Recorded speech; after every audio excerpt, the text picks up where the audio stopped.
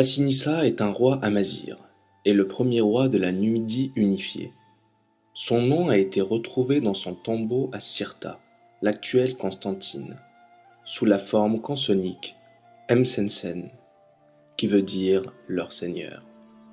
Fils du roi Gaïa, petit-fils de Zelalsan et arrière-petit-fils d'Ilès. Il est né vers 238 avant Jésus-Christ dans la tribu des Massiles et meurt début janvier 148 avant Jésus-Christ. À la mort de Gaïa, Massinissa passant dans le camp de Rome en 203 avant Jésus-Christ contribue à la capture et la victoire sur Syphax, roi des Massaïciles, par le commandant romain Gaius Lalius. Syphax est alors envoyé à Rome en tant que prisonnier où il meurt en 202 ou 203 avant Jésus-Christ. Et les Romains accordent au roi Massinissa le royaume de Syphax en remerciement de son aide. Il contribua largement à la victoire de la bataille de Zama à la tête de sa fameuse cavalerie numide. Jeunesse durant la Deuxième Guerre punique.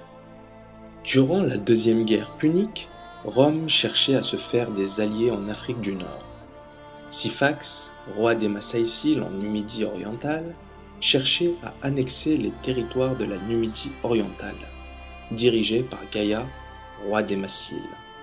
C'est ainsi que Syphax accepta 3 centuries romaines et se retourna contre Carthage.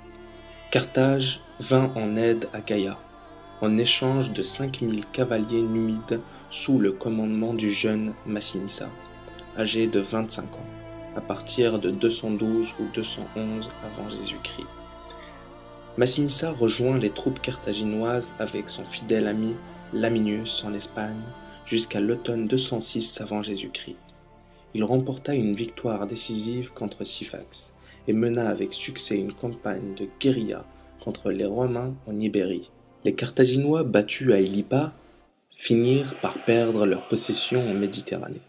Le général romain Scipion, qui avait commandé l'armée en Espagne, songeait à apporter la guerre en Afrique et s'assurer le soutien des royaumes numides.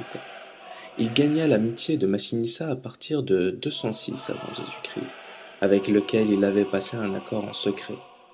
Puis, il se rendit en Afrique pour tenter de convaincre Syphax de rester dans l'alliance.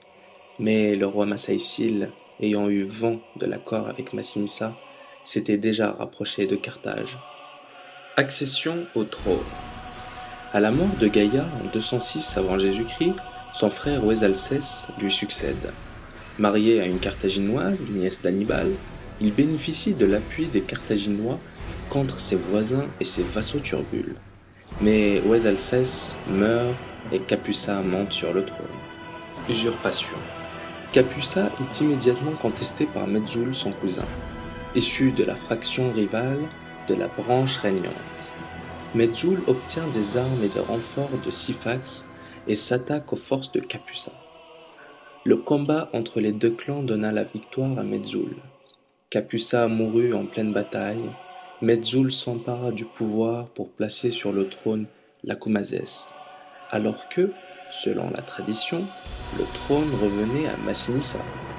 Carthage approuvait cette usurpation, scella alliance avec Metzoul et lui donna pour épouse la veuve d'Ouesalcès. Lutte. Massinissa apprit ces événements alors qu'il était en Espagne.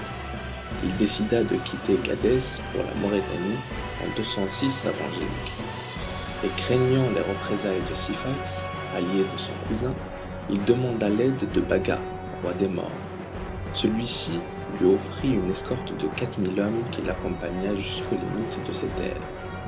Après avoir rassemblé 500 cavaliers parmi les siens et les fidèles partisans de la famille, il s'attaqua à ses adversaires. Lacomazès, qui s'apprêtait à quitter Thapsus, actuelle Tunisie, siège de son gouvernement pour se rendre à Cirta, afin de présenter ses hommages à Syphax, fut attaqué par Massinissa dans un défilé non loin de la ville.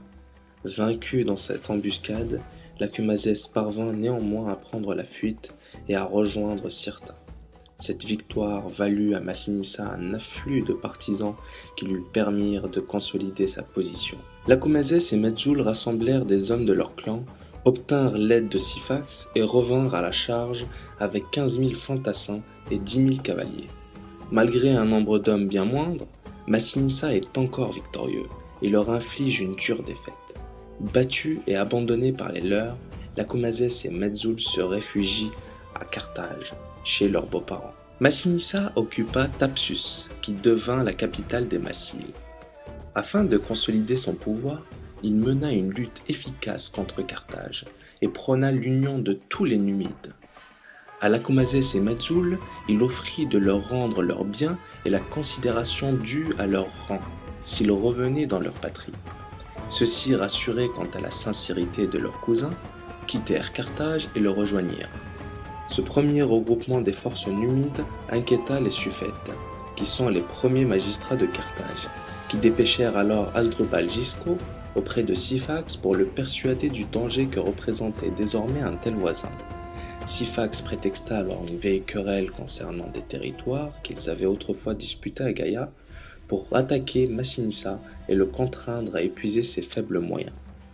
Massinissa accepta le combat, son armée fut mise en déroute, et Syphax s'appropria alors une partie du royaume massile. Massinissa, réfugié dans les montagnes avec une poignée de fidèles, connut une vie de proscrit. Il ne continua pas moins à harceler ses ennemis par des raids organisés contre les campagnes carthaginoises, et les hommes de Syphax ne réussirent pas à venir à bout de lui. L'insécurité qu'il fit peser sur les colons et sa popularité grandissante en Numidie inquiétèrent une fois de plus les Suffètes carthaginois. Des expéditions contre Massinissa furent envoyées.